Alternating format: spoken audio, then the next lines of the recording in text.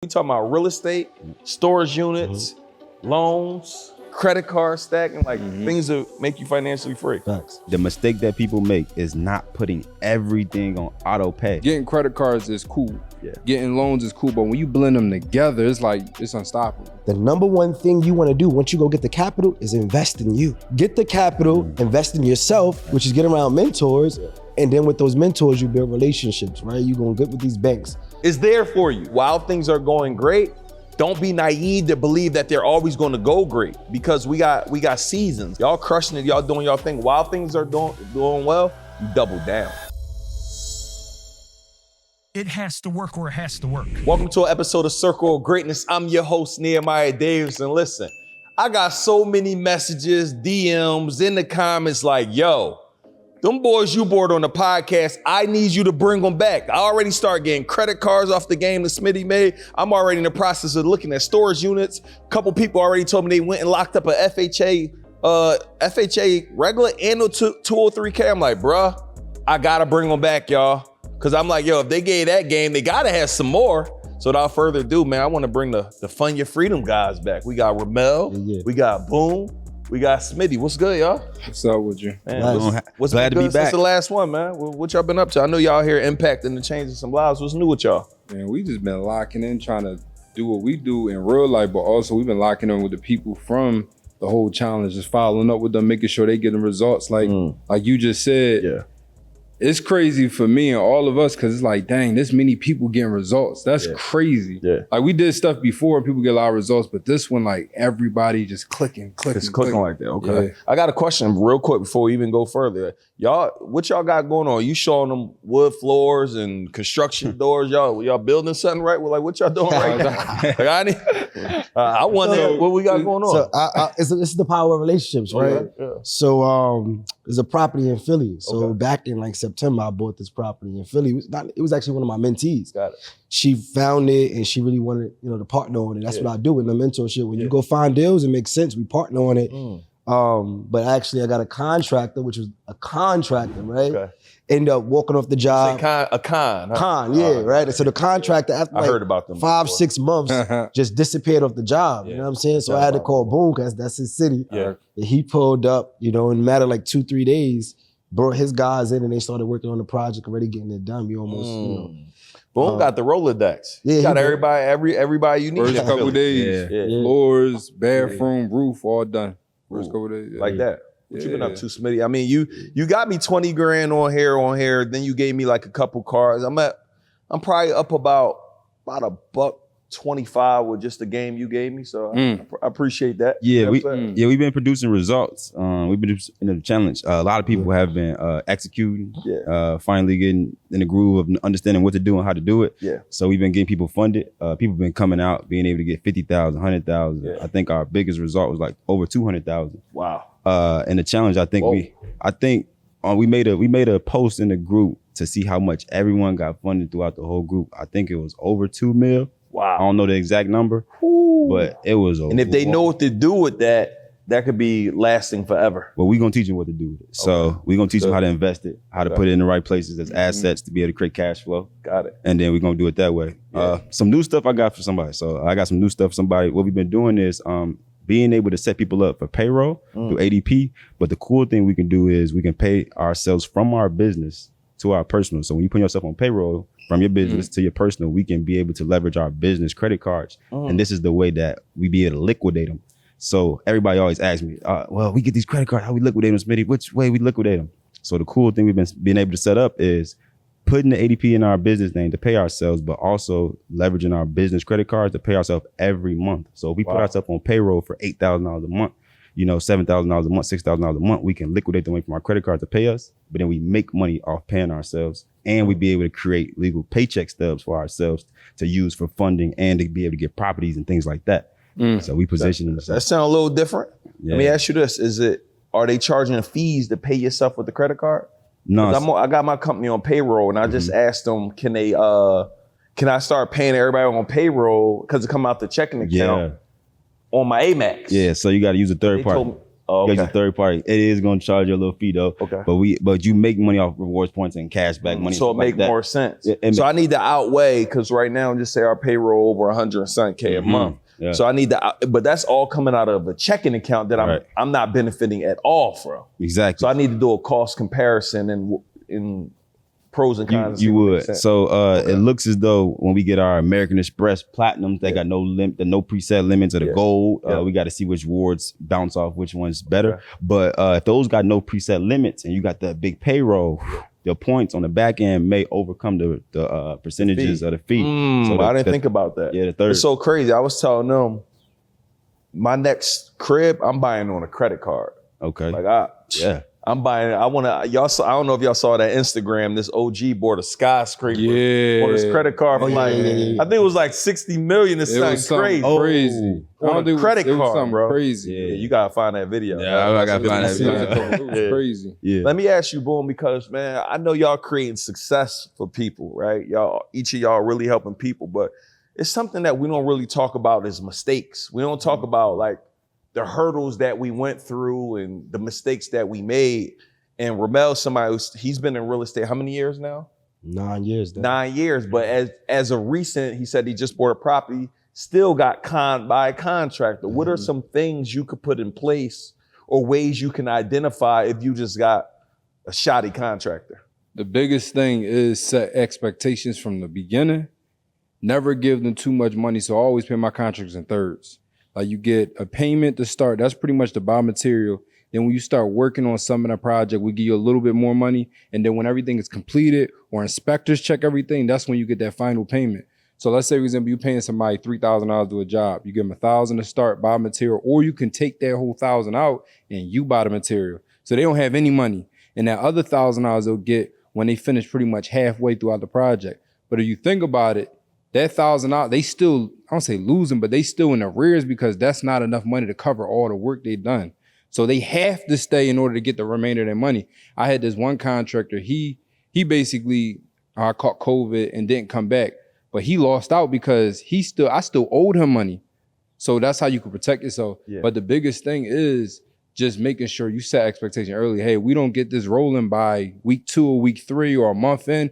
Yo, listen, you owe me money, or like, yo, the job is done. I'm moving on to the next person. Usually when you start sending text messages or phone calls like that, I'll be there tomorrow. Wait, hold up. That's good. I like that. Let me, Smitty, I want to go to you. A credit mistake that happens that can set you back. And this, I want to be transparent. This happened to me 2 years in a row. And I find myself okay with credit and money. But a mistake that happened to me was I was charged by Barclays, or it initially was American, an AA card, like an American Airlines card. It was like Barclay card or... Yeah, they got that. Advantage Aviator. Yeah, that's what it's called. I couldn't figure it out.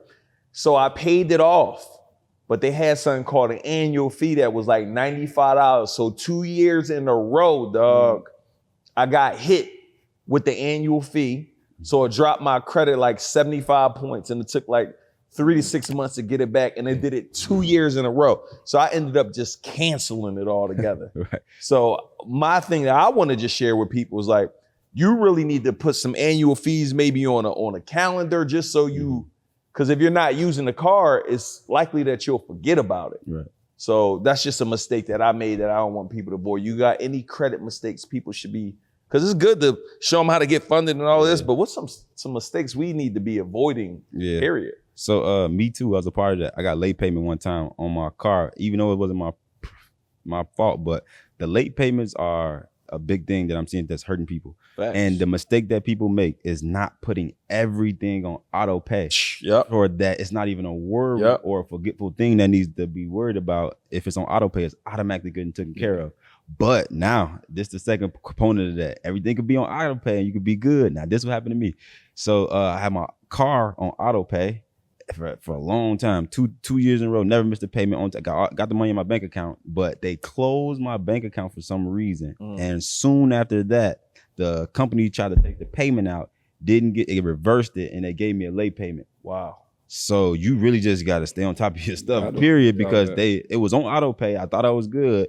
And 2 years later, I got a late payment because my bank account closed, and then they tried to take the money out and they gave me a late payment. So you gotta really, that's something you probably gotta be calendar wise, reminders in your phone, and auto pay. So we gotta be over on top of it. Got it. Hey guys, I gotta pause the episode right now. Man, they are really talking about what got me financially free. It's meeting more people. Like literally all my business partners right now, I met them at a conference or I met them at some sort of virtual event. The game that they're sharing right now, talking about what to do with loans, how to acquire loans, like how to get cash flow, how to buy properties. It is game changing. They're hosting a 5-day virtual conference where they're literally breaking down everything for you, step by step by step. What I want you to do right now, before you even tap back into the episode, go to letsfundyourfreedom.com right now, right? And then in the comments, I want you to go back and say, yo, I got my spot, right? Because what these guys are doing is just incredible. So let's go to letsfundyourfreedom.com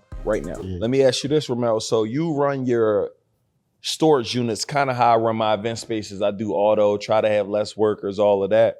But what are some cons to that? I know you saying, you know, trash, like basically ain't nobody at the facility. So give me like something that maybe that has happened where you like, man, you got to put this in place to also assist with just the automation of a storage unit. Yeah, so one of my units actually, right? This person that was renting out the unit, he just a filthy person, you know what I'm saying? So he had like food in there, he had like a bunch of trash in there, and then we had like rats started coming in and that was going into other people's units. So just doing routine checks, right? So now I got a part-time guy who will go there once or twice a week just to check in and make sure like the grass is being cut, making sure that, you know, there's not any rats running around, because it is stuff that people store away and they forget about it, right? And you might have one bad tenant next to your unit that don't give a damn about their items, right? And then now it's going into the next unit. So that's one of the things that we do put in place, just to kind of, you know, make sure. We online, we talk about the successes. But no, let's let the people know. So now we know about that with the storage unit. We know about that with the contractors. We know about, we just gave them 2 other credit plays because I want people to really understand, like, yo, like it's some important stuff. So I know, Boone, we've been talking, you like, man, when we was bringing you back, y'all went heavy on just credit cards and all of that. But you've been saying, man, there's some other plays I want to give to people. And I want you to just kind of start elaborating on some other stuff that you've been thinking that you like, man, I need them to hear this. Yeah, for sure. So one of the biggest things, when you hear people say buying houses, no money down, like it's not that you're getting the house for free. We're using, somebody else is paying for it. The seller's still getting their check. It's coming from someone else's account. The biggest way we do it, we utilize loans, specifically hard money loans. And hard money requires you to put down maybe a 10%, a 15%, 20, 25% down payment. That's when we put the credit card to cover that down payment. So the problem is there might be individuals on here that credit isn't the best, so they can't get approved for a $20,000, $30,000, $50,000 car right out the gate. So not all lenders, some lenders, I give one, they'll do 100% financing if the deal makes sense. So typically, if the deal is 65% of the ARV, the after repair value, they'll cover 100% of it. So let's say, for example, if the house if you want to buy, once it's fully fixed up, it's worth $100 grand. If you can buy it and fix it up 65% of $100,000, which is $65,000, then they'll cover everything. So your job is, which we was showing people during the challenge, how to find off-market or on-market properties, but get them as cheap enough to where like, dang, you don't got no down payment.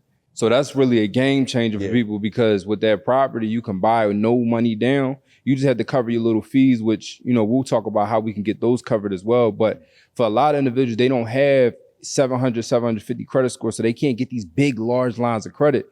But if all you have to do is figure out how to get the deal cheap as possible, which in this market is not difficult because a lot of houses sitting. So if a house sitting for 100,000, look, listen, I'm gonna offer you 70 or I'm gonna offer you 65. Because nobody else is buying it. So by default, you are already reaching your 65% number just by shooting a low ball offer. And the other thing is, with those lenders, a lot of times they'll ask for credit if you plan on keeping a property rent out, because the way you paying back the lender is by refinancing. You need credit to refinance. But if you're doing a flip, there's no credit involved because you're buying it, you fixing up, and then you selling it off. No credit is needed for that. So this is how a lot of individuals that have no credit, they don't have a whole lot of money can slide their way in because now I don't need credit to get involved with the lender. I got the deal cheap enough to where they're gonna cover my entire purchase and the construction. Yeah. And then when I put it on the market and get it sold, the buyer needs credit, not me. So this is a great way for a lot of individuals. And this is something I personally did several times.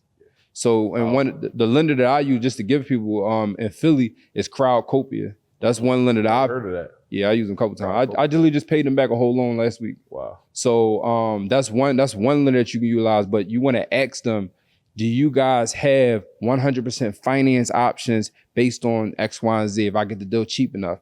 But so the rule, good. I want you to know, I want to know that. So when I'm calling these lenders, give me a list of some questions I need to ask to verify if I should do business with this hard money lender or whoever I'm talking to. So one, I'm gonna just give you three. It's a list of questions. I'm gonna give you three real quick. Yep. The one is ask them, what is the terms? You don't want to deal with a lender that does terms shorter than 12 months because we can expect we're gonna get the property done and sold in 2-3 months. That's the ideal thing, but stuff happens, crap happens. So if it goes past 3-4 months, you want to make sure you're still within the terms guidelines, because if they say we only give you 6 months and then now they say, no, in 6 months, we're not extending, we need that money now you're in the jam. So that's one, and you don't want to foreclose on the property. That's one. The second thing you want to ask them, which is probably one of the most important things, is how much they're charging points. Points is basically one point is basically 1% of whatever your total loan amount is. Got it. So you might think 1%, that's nothing. But if they charge you 3 points and you got a $300,000 loan, you times 300,000 by 3%,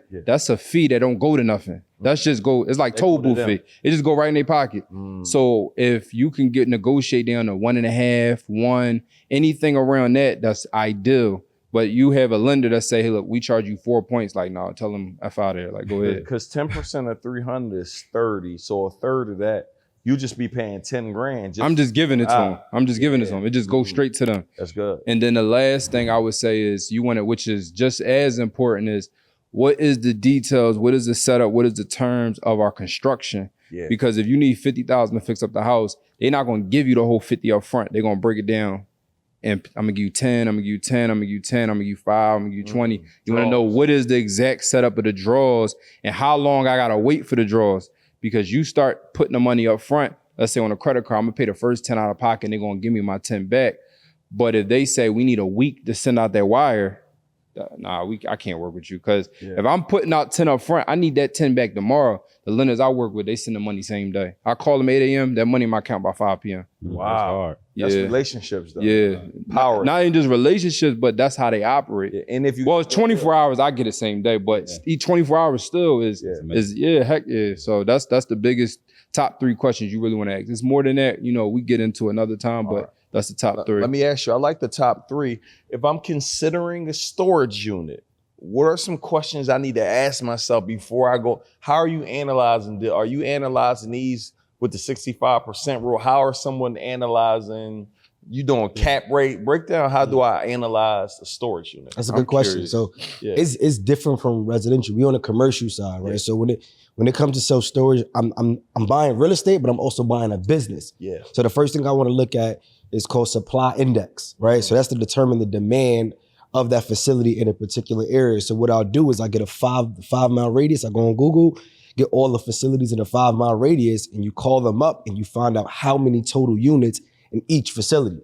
So if each facility, let's say it's a total of 3,000 units, you now want to get the population in that 5-mile radius. So if we got 5,000 people in that 5-mile radius, you're going to divide the total amount of units divided by the total amount of people, and then that number should be 7% or below. If it's 8% or below, above, I don't want to touch it, because if it's 8% or below, above, that means that it's too many units and not enough people. And that's where a lot of people go wrong, where they'll go and buy a facility, but what's in the area? Do we got a high school? Do we got a college? Are they building any complexes? If you notice, there's most likely going to be an apartment building near self-storage, because if I'm moving into this apartment building, I'm going to rent out a storage unit because they're making these apartments smaller and smaller, right? We think about colleges and universities, when people going back and forth for the holiday or the summer break, they rent out a storage unit during that time frame. So the area is like very big. So I want to get that supply index.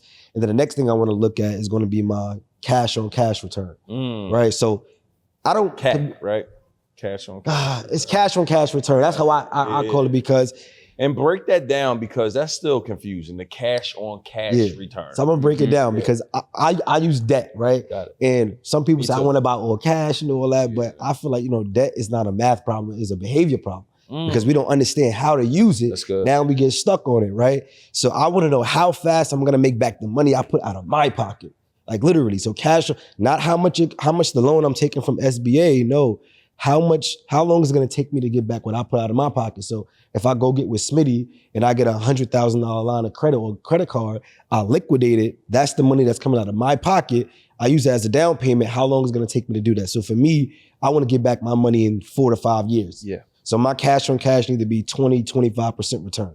Yeah. So supply index, cash on cash return, and then the last thing is gonna be, okay, what's the upside here, right? Can I increase the rents? Can I add different streams of income? Yeah. What is it appraised at? Do I see any other value I could probably cash out and go do another move? So I'm gonna look at it from those top 3 angles, and then we go other little moves. Damn, that's a master class. Yeah, that is. I'm looking like this, like damn. Yeah. And I need y'all to break that down. Listen, what's the Let's Fund Your Freedom.com? Let's fund your freedom. Let's Fund Your Freedom.com, so they could 5-day virtual live event, breaking all of this down. Yeah. Yes, sir. And we didn't even talk about credit yet. We talking about real estate, storage units, loans, credit card stacking, things that make you financially free. Facts. Let's Fund Your Freedom.com, people. Go right now. And it's important because when you blend the two together, it's like getting credit cards is cool. Yeah. Getting loans is cool, but when you blend them together, it's like it's unstoppable. Yeah. Like totally unstoppable. Bro, I went and got a TD Bank. TD Bank does like a loan, and I think we're approved for like $250,000. We're doing the final process now. And it was like, it helps when you kind of, before we start recording, you talked about a loan that you're getting. But it helps when you got that banking relationship. Yeah. Because they didn't ask a lot of questions that other banks are asking us. And here's a mistake I made, since we talking about mistakes, and I'll get this to y'all, because I think it's important to note, like, when the money is coming in, like things are going great, that's when you should go get more money. Facts. I never did that. Like, as more money came in, I'm like, cool, I'll just use my cash.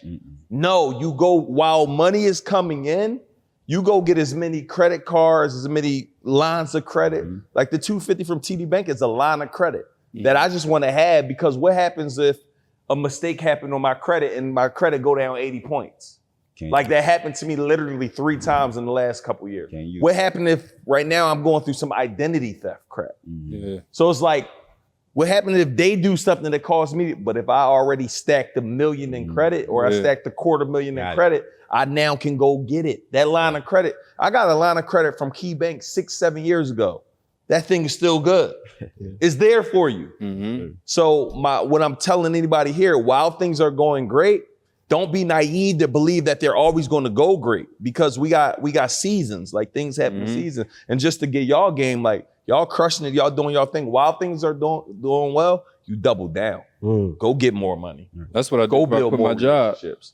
Go create more opportunities. I've had the privilege to help hundreds and hundreds of people all around the world open up their own profitable event spaces, utilizing my signature formula. Number 1, how to find a space. Number 2, how to fund the space, and how to automate the space. I've been in Atlanta, Georgia now living for 2 years. My spaces are still in Philadelphia operating, doing extremely well, because we use the same exact formula that I break down, right? If you're interested in learning how we can help you, I want you to go to eventsspacesecrets.com, watch a training, or book a call with our team to see if you are a good fit. Again, this is for you specifically if you're looking for other ways to leverage your money and turn that into other streams of income, right? I don't believe there's a better time than right now for you to get tapped into the information in the game that can help you. So again, go to eventsspacesecrets.com, watch the training, or book a call with our team to see if you're a good fit for this opportunity. Let's go. For bank statements, right? And how much cash flow you're making, we can get funded off of that. So people that got bad credit but has business going on, which is a lot of people in this predicament, we got lenders that will give you lines of credit based off how much money you make. So 2 off the top of my head, we got Funbox and we got Blue Vine. They will allow you to be able to get up to 250,000, like you're saying, but this is the requirements. They want you to have a lower credit score, so you like 580, 600 around that. But then they want you to do like $10,000 a month for 6 months in a row.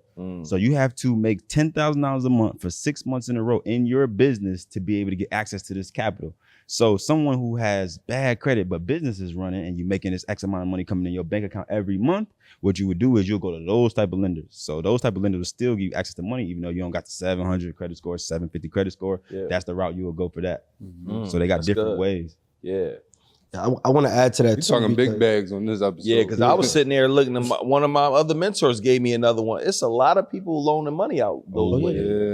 No, it's the name of the game is cash flow at the end of the day, right? Absolutely. And that's what we are breaking down in this virtual event, because yes, we're gonna teach you how to get the money, but once you get the money, what systems do you have in place? Yeah, Like, people don't teach that. That's what I like about what y'all do. You show you how to get it, then you show you how to use exactly. it. A lot of people show you how to get it. Now I got it. What do I do with it? You can't lose unless you literally on the week like this. Just not listening. Like, get the bag and show how to flip the bag. Like, So when you understand systems, when you understand team building, when you understand leadership, right? Like, these are core components that we don't even talk about. Like, how you gonna run a business and you don't even know how to build a team? You don't understand these different concepts, right? Because when you go buy a self-storage facility, I gotta manage the management company, right? We got a bookkeeper, we have a management, a property manager. It's so many different roles. So when you go buy a facility, it's not only, I got the facility. Okay, how you managing the key components? Or I gotta get with my HR department because they now gotta put the post on Indeed and they gotta hire, what's the interview checklist, right? So many components, but the reason why I'm saying this is because the number one thing you wanna do once you go get the capital is invest in you. Get the capital, invest in yourself, which is get around mentors. And then with those mentors, you build relationships, right? You're gonna get with these banks. So one of y'all relationship, y'all met through a program. Facts. Now great friends, generate bread together. Yeah, it's a fact. Y'all met out of the same program, right? we met at a conference. At a conference. Yeah, All we in met one at a conference. conference. We all in the same program, but we met through but we met like in person at a conference. The program But we had all a in the same conference. program. Like people don't be getting, bro, just the power of that, man. It changes everything. This was the power of relationships. Yeah, So talk to me. I got a Bank of America rep that I built a relationship over the last 8 months, right? And Ain't even a long time, 8 months. not a long time, but I was bringing her to my community and she was getting them approved for auto loans, getting them approved for credit cards, setting them up with their business account, right? She got me approved for a business line of credit, but then we seen a lot of these gaps where a lot of the mentees didn't have a business for 2 years straight. They couldn't get approved for $200,000. They could get a $20,000 credit card, but how can we get you more money? And because of that relationship, she was able to put me on to an entirely new program that most banks don't even tell you about, which is the CDFI. So it's Community Development Financial Institutions, where big banks like Bank of America, Wells Fargo, Chase, they sponsor smaller local banks that are nonprofit organizations, right? So one of the banks is— I'll write that down. CDF, say it one more. CDFI, Community Development Financial Institutions. She put me on because she like, yo, I see how we gotta help your people more. Like they getting $20,000, $30,000, $40,000 on the credit cards, but how can we get them $100,000? How can we get them $200,000? And their business is not set up all the way yet. Well, this is an alternative. So Access Capital for Entrepreneurs. That's one of the nonprofit organizations. You could Google that, right? Access Capital for Entrepreneurs. But now you could go get capital with a smaller local bank, and this is their initiative. They focus on women. They focus on people that's in the minority communities. If you have a business that's focused on, they call it social entrepreneurship, right? Where you make money in your business, is profitable, but your business model is a service that impacts the community, right? So if you have these different criteria in place, you could go get the bag. There's so much money sitting around, but we don't know how to tap into it, who to tap into it. And that was all from a relationship. And now we're able to provide more value to our the luxury of being in our challenge too. We give you our resources too. Like when you tap in with us and you lock in with us, right? We give you our exact resources. So that's the benefit, and you pay for that. You pay for access.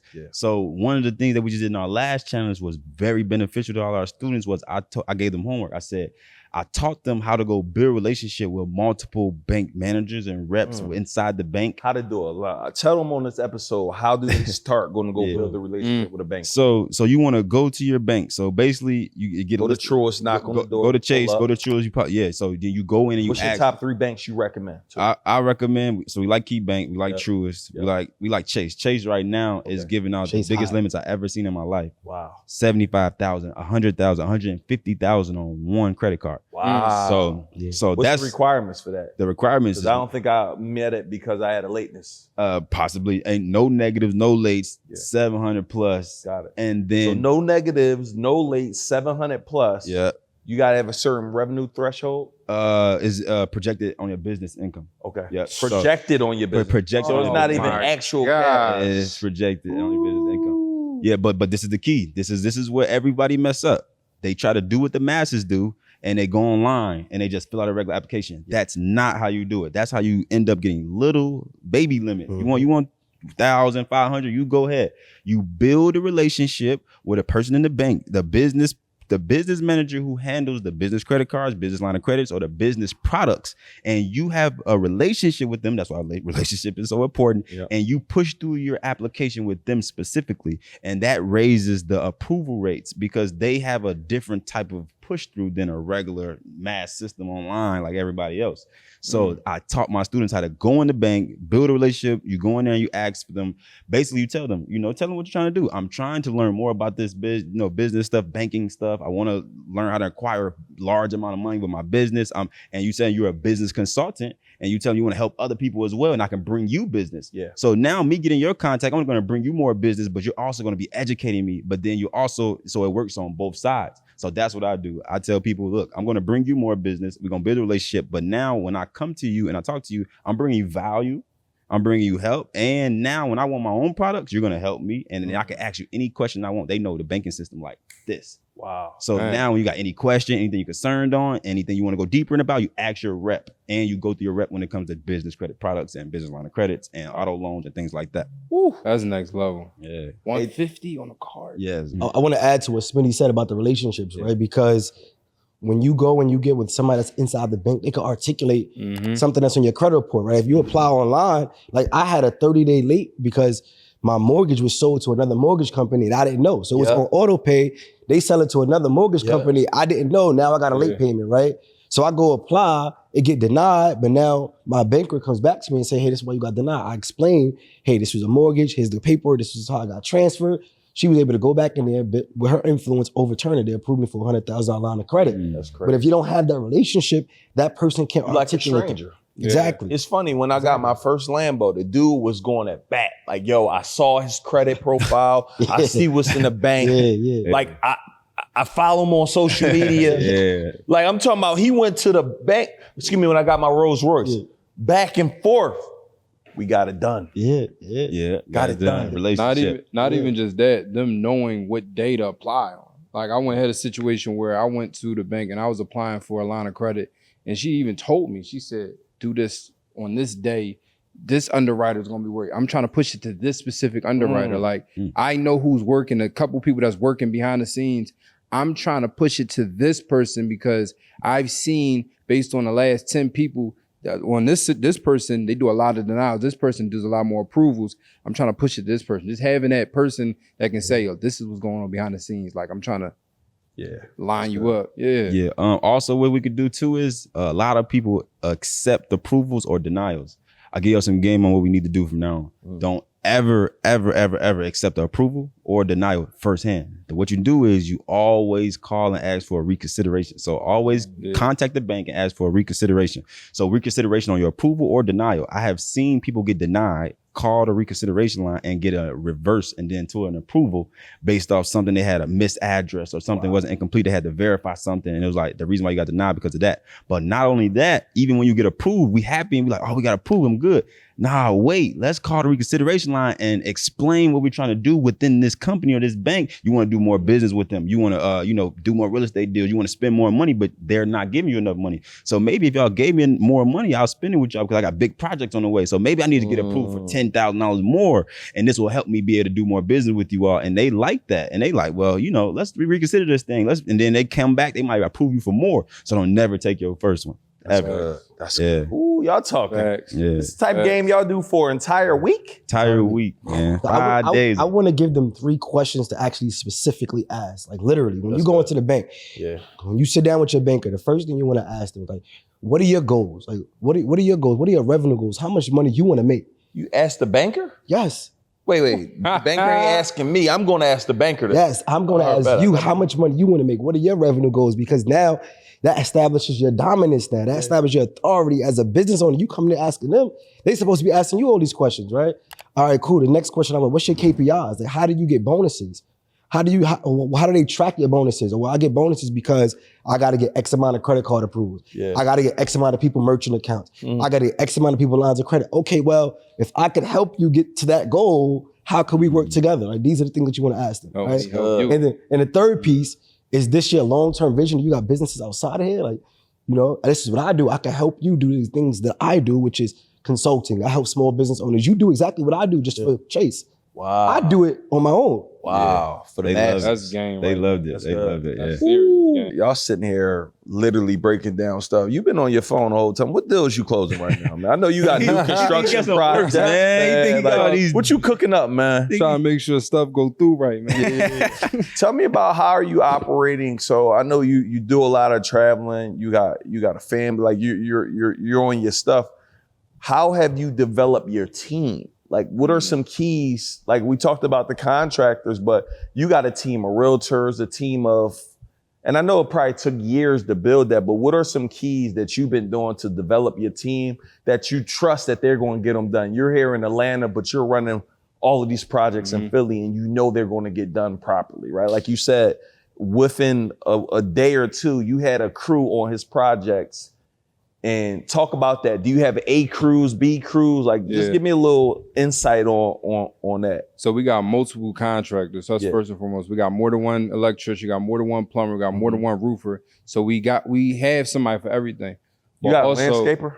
Yeah. I need one of them. Yeah, I got you. I got 2. Philly. I need somebody to give me a 3 price. actually. We redoing the whole courts. I need somebody to come.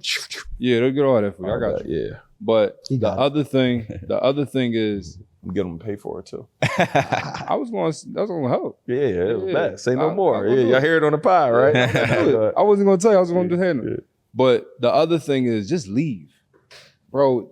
My game changer happened to me a long time, a couple years ago. I went to Paris, right? Yep. And I had this deal working. I had this going on. I'm like, we go to dang. Paris together or no? No, that's okay. I didn't. I feel like we went to a couple countries together. No, we went to a couple pieces. Okay, yeah. But I left and I was freaking out the whole time. I came back, everything got done. Wow. So a lot of times it's our own fear thinking like we have to be there and you actually don't. Yeah.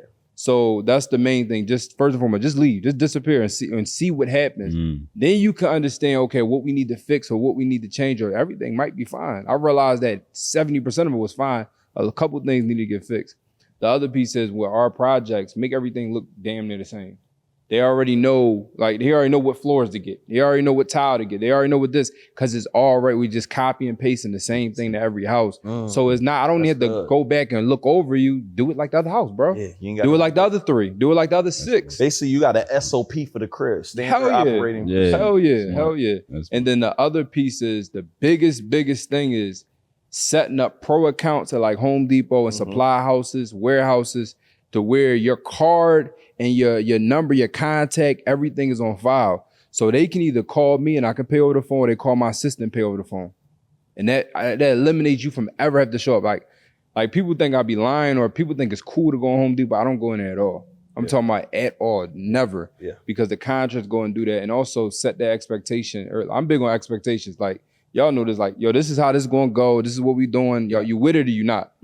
That's good. Look, I'm not going to the store, but you got to pick up. I know I have a pickup truck, but you're using your truck. You go pick up the material. You go do this. I'm not picking up nothing. I'll give you an extra couple $1 to go to a gas or just for that, but I want you to understand I'm not picking up nothing. The pickup truck is there if you need to use it. If maybe you need 2 guys to load up more stuff, but I'm not going. So those are the biggest things that we do to make sure we run everything from somewhere else. My whole stuff is remote, everything. I like that. That's powerful. Once you learn that play, it changes everything. Hell yeah, man. it changes everything. Man, so look, y'all, I'm grateful for this episode. I know, man, I had to bring y'all back, but I know y'all about to go so much deeper on the virtual event, man. So I just wanted to say thank y'all for coming on. Let the people know how they could tap in with that just so they don't miss out. I want them to know, I don't know when they listening to it, let them know how they could get on the masterclass as well as just, for those who serious, who like, bro, I want to go straight to the virtual conference. Yeah. Just, if y'all could let them know how to do that. So all you guys have to do is go to letsfundyourfreedom.com. And we even more excited about this because the last one we did, we got 2 million plus in credit available for people. We got people that got approved for FHA. We got people who got properties under contract, scheduled out to close. We got people that connected, made other smaller communities. We got people that built businesses together. We got people that went and got more credit repair clients from the business. We got so many people that got so many results. And this one, we doing more stuff that we're not even going to talk about on here, but we about to 10x what we did last time. So we did 2 million. Just you do the math, but you can go to letsfundyourfreedom.com. The Lock In Spot is a 5-day virtual conference every single day. You know how we only got 10 minutes here, 15 minutes here. I got a full day. He has a full day. He has a full day. And then we're going to go back and give y'all another full day and then another full day. So it's not like, I only got 10 minutes of Smitty. No, you got a full hour and a half, 2 hours with Smitty. So you can go. And I want to say this because I don't want it to go over your head. They said I did 2 million, not meaning not made 2 million, y'all. He's saying they funded people to get over $2 million so they now can learn how to go make that grow by starting various businesses or enhancing your current business, right? So I want you to make sure y'all understand the importance of you getting in the room. One connection, one relationship, or one resource could be the thing that changes it all. So, man, we appreciate y'all tapping in. I want to add something else too. You talked about investing in yourself and getting in the rooms. Like me investing with you a minute back and paying that tab literally changed everything. Allowed me to meet him, allowed me to meet a whole bunch of other individuals, allowed me to be here right now, all of us. So like, don't even think about for you guys like, oh, it's an investment, which investment is pennies. But the fact that like, dang, what might happen, not might, but what will happen when I actually just get in the room. That's the game changer. That's good. A lot of people ask what it costs. The question you got to ask is what it costs if you don't do it. What it costs isn't relevant. It's how much it costs if you don't do it. Are you okay with staying where you are now next year? And if y'all realize that you're not, go to letsfundyourfreedom.com, y'all, and we'll see you guys on the next episode. Let's go.